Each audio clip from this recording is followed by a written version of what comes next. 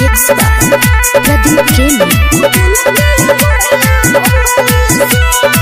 जवन करिया होली सा उ दिल के बढ़िया होली सा।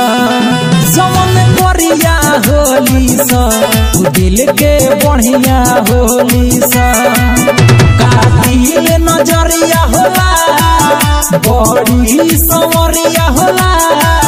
नहीं दूरे लिखे के दिल के दरिया होली सा।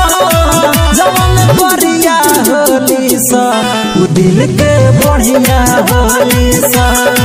जवन करिया होली सा उ दिल के बढ़िया होली सा।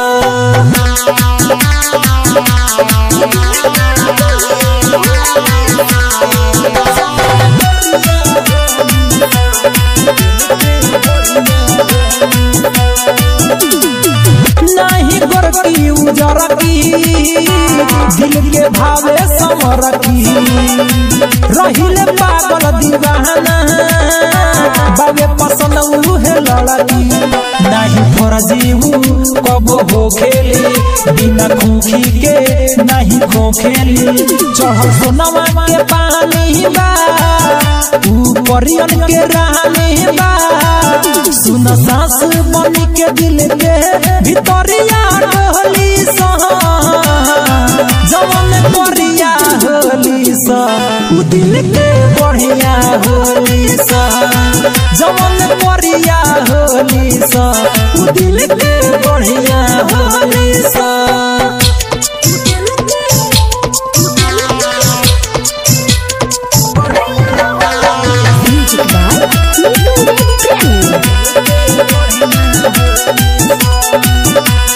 Perfect recording studio Motihari.